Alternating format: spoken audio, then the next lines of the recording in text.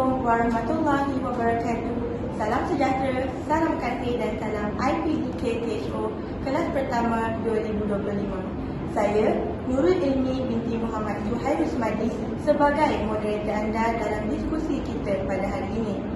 Sebelum kita memulakan topik kita lebih lanjut, mari kita berkenalan dengan dua orang ahli panel kita yang nampak bersemangat sekarang ini.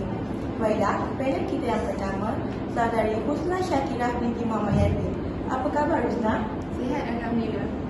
Baiklah, panel kita yang kedua, saudara Muhammad Adil Aiman bin Anis. Apa khabar Aiman? Sihat, Alhamdulillah. Alhamdulillah. Sebelum kita mengupas topik kita dengan lebih mendalam, saya akan menerangkan apa itu kerancuan bahasa. Menurut Kamus Dewan edisi keempat 2007, perkataan rancu ialah tidak teratur, campur aduk atau kekeliruan. Sudah terang lagi bersuluk bahawa kerancuan bahasa merupakan kekacauan bahasa akibat kekeliruan oleh pengguna bahasa. Perkataan-perkataan yang sinonim dengannya ialah kecelaruan, kesalahan dan kesilapan dalam penggunaan bahasa dalam bentuk berkomunikasi dan penulisan bahasa Melayu. Kerancuan yang berlaku termasuklah kerancuan daripada aspek sebutan, ejaan, peristilahan, kosakata, tata bahasa dan laras bahasa. Baiklah, saya ingin memberi peluang kepada saudari Husna untuk menyatakan pendapatnya tentang isu-isu atau punca-punca bahasa yang berlaku pada masa kini. Silakan. Terima kasih saudari Ilmi atas soalan tersebut. Pada pendapat saya, isu kerancuan bahasa dalam media sosial dapat dikenal pasti melalui penggunaan bahasa rojak. Bahasa rojak bermaksud percampuran perkataan bahasa Melayu dan bahasa Inggeris membentuk susunan dan binaan ayat yang salah dari segi tata bahasa Melayu. Situasi sebegini berlaku disebabkan sikap masyarakat yang kurang menjiwai akan bahasa Melayu sebagai bahasa ibunda. Hal ini dapat dilihat melalui masyarakat yang tidak mahu menyemai semangat patriotisme dalam diri mereka untuk memelihara bahasa Melayu sebagai bahasa rasmi negara. Namun, masyarakat sebarangan bertindak mencampur adukkan bahasa Melayu dengan bahasa Inggeris tidak kira sama ada dalam pergaulan maupun melalui perkongsian dalam media sosial. Sifat cinta akan bahasa sendiri sepatutnya perlu wujud dalam diri setiap masyarakat Malaysia tanpa mengira kaum, agama dan budaya kerana semuanya berpijak di atas bumi yang sama. Seseorang rakyat yang mempunyai perasaan cinta akan negara pasti tidak akan pernah sesekali mengabaikan bahasa kebangsaannya walau apa jua yang berlaku.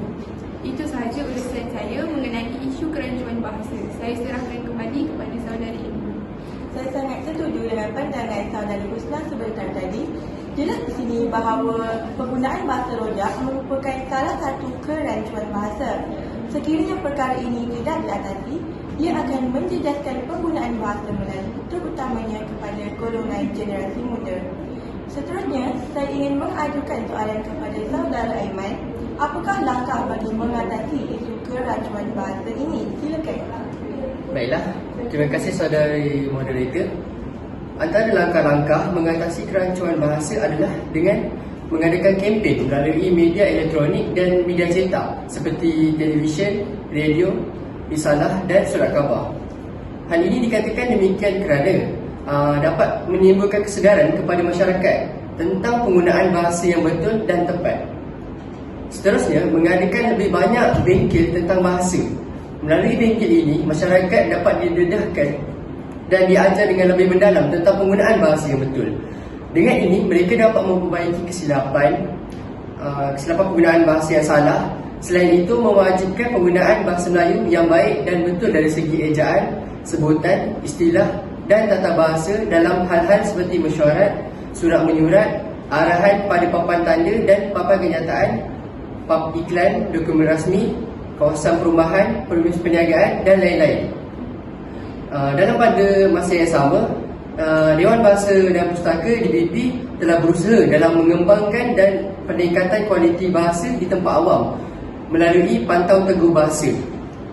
Pantau Teguh Bahasa bermaksud pengesan kesilapan bahasa yang berlaku atau dipamerkan di tempat-tempat awam seperti di papan iklan atau papan tanda, sama ada di luar bangunan ataupun di dalam bangunan.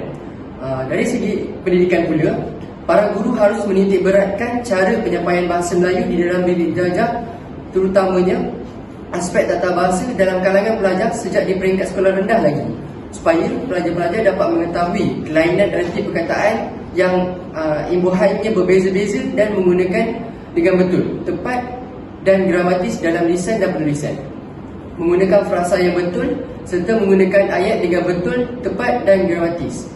Hal ini membantu pelajar menghasilkan ayat yang gramatis dan berkomunikasi dengan berkesan.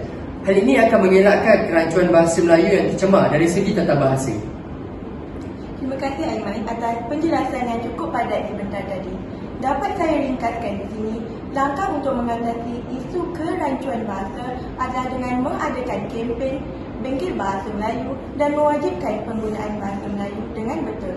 Kesannya, kita dapat memartabatkan bahasa Melayu sekaligus mengurangkan isu kerancuan bahasa. Nampaknya bahasa mencemburui kita. Terima kasih kepada para panel kita yang sudi berkongsi pendapat mereka. Saya sebagai moderator anda ingin mengundurkan diri. Semoga kita bertemu lagi. Terima kasih.